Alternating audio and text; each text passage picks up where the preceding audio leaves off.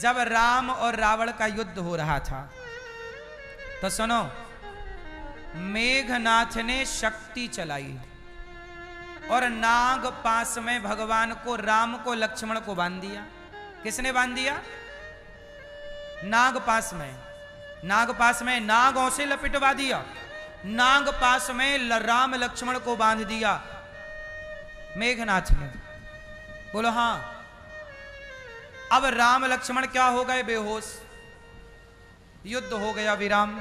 अब तो राम लक्ष्मण ही, अब सांप ऐसे डसे और ऐसे लिपटे कि हनुमान जी की ताकत काम ना आई, किसी की ताकत काम ना आई। तब किसे बुलाया? तब हनुमान जी गए गरुण जी। हे गरुण जी जल्दी चलो चलो चलो चलो चलो। गरुण जी बोले क्या हुआ? अरे बोले हमारे भगवान पे संकट।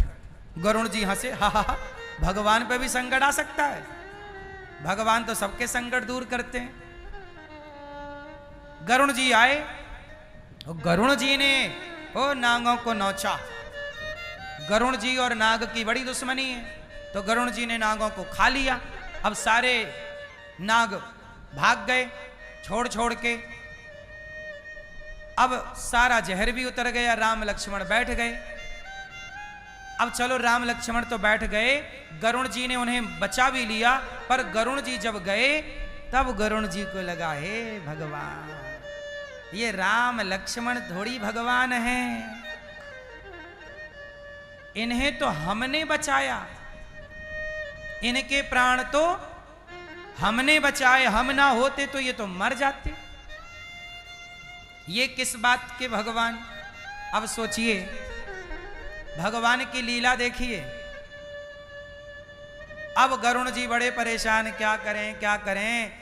हमारे भगवान वैसे अवतार लेकर तो गए थे, राम के रूप में ही अवतार लिया था, लेकिन ये कैसे भगवान? इनको हमारी जरूरत पड़ गई, ड्राइवर की जरूरत पड़ गई, कैसा मालिक है? तब तक नारद जी मिल गए। नारायण, नारद जी हम बड़े धर्म संकट में, ये बताओ कि राम भगवान है या नहीं? नारद जी बोले हैं राम भगवान, भगवान है वो। नारायण ही तो गए भगवान बन के, राम अवतार लिया नारायण ने, आपके स्वामी ने। गरुण जी बोले नहीं, आपको गलतफहमी है। यदि वो भगवान होते तो उन्हें मेरी क्या जरूरत पड़ती, मैंने उनके प्राण बचाए। नारद जी समझ गए कि जो रोग हमें लगा था इनको भी लग गया, इन्हें भी कोरोना हो गया, अज्ञान का, घमंड का। नारद जी को भी एक बार यही लगा कि ये काय बात के भगवान, मैंने तो काम को जीता, क्रोध को। तब नारद जी एक बार बंदर बन गए थे, कथा मैंने सुनाई। नारद जी भुक्त भोगी हैं। नारद जी समझ गए इनको भी हो गया अहंकार का कोरोना। नारद जी बोले दूर रहो इनसे, हमें भी ना हो जाए। नारद जी बोले सुनो, ऐसा है कि आप ब्रह्मा जी से बात करो इस विषय में।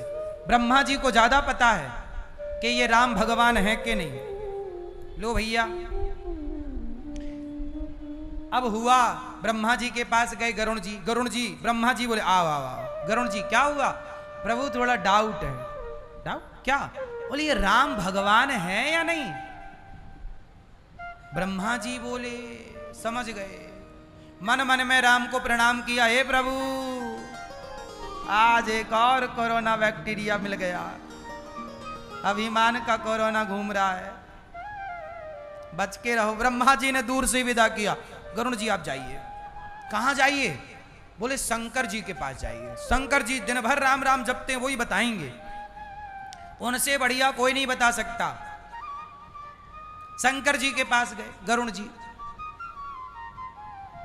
अब गरुण जी जब शंकर जी के पास गए तो शंकर जी से कहा, हे शंकर जी मेरा एक संदेह दूर कीजिए। क्या संदेह? बोले राम भगवान है कि नहीं? यदि भगवान है तो वो नाग पास में कैसे बंध सकते हैं? उनके प्राणों पर संकट कैसे आ सकता है? मैंने उनको बचाया, मैं नहीं बचाता तो वो मर जाते। शंकर जी समझ गए कि इनको भी रोग लग गया। शंकर जी बोले सुनो गरुण जी, राम के बारे में मैं भी नहीं बता सकता, अब नारद जी नहीं बता सकते, ब्रह्मा नहीं बता सकते, शंकर जी नहीं बता सकते, कौन बताएगा फिर? बोलो जाओ, काकभूषुंड जी बताएंगे। कौन बताएगा? बोले कौआ। कौआ? सोचिए, पक्षियों के राजा हैं गरुण जी, पक्षियों के राजा गरुण जी, और पक्षियों में सबसे नीच पक्षी है कौआ। तो एक राजा पक्षी को नीच कोटि के जो कौआ को सबसे नीच नहीं बोला जाता। कौआ बैठे काव काव, लोग भगा देते हैं। बोले कौआ? बोले वो सामान्य कौआ नहीं है, काकभूषुंड जी नीलगिरी पर्वत पर रहते हैं, जाओ। काकभूषुंड जी के पास गए। काकभूषुंड जी ने पूरा रामचरित्र जब विस्तार से गाया और बताया कि मैं, काकभूषुंड जी बोले कि मैं भी एक बार रामलला का दर्शन करने गया तो मुझे भी संदेह हुआ कि ये तो धूल पर खेल रहे हैं। राम जी बचपन में कैसी लीला करते हैं, परछाई, जैसे धूप पड़ती तो अपनी परछाई नहीं दिखती, तो परछाई देख के राम जी डर जाते, मैया वो देखो कौन है। परछाई कभी पकड़ने दौड़ते, कभी डर जाते। तो काकभूषुंड जी को भी गलतफहमी हो गई कि ये किस बात के भगवान, ये तो परछाई से डर रहे हैं। तो भगवान ने क्या किया, काकभूषुंड जी को देख के जरा हंसे, और हंसे मुंह खुला तो काकभूषुंड जी भगवान के मुख में समा गए। और जब अंदर गए तो करोड़ों ब्रह्मा देखे, करोड़ों शंकर देखे, करोड़ों इंद्र देखे, करोड़ों पृथ्वी देखी, करोड़ों दशरथ देखे, करोड़ों कौशल्या मैया देखी, पर सब में राम यही एक से नजर आए। भगवान को नजर आए, भगवान को देखा, काकभूषुंड जी समझ गए कि ये भगवान की लीला है। भगवान के तो करोड़ों ऐसे ब्रह्मांड हैं, करोड़ों ऐसी, उन्हें कौन समझ सकता है। काकभूषुंड जी जब नहीं समझ पाए, फिर काकभूषुंड जी समझ गए कि प्रभु क्षमा क्षमा।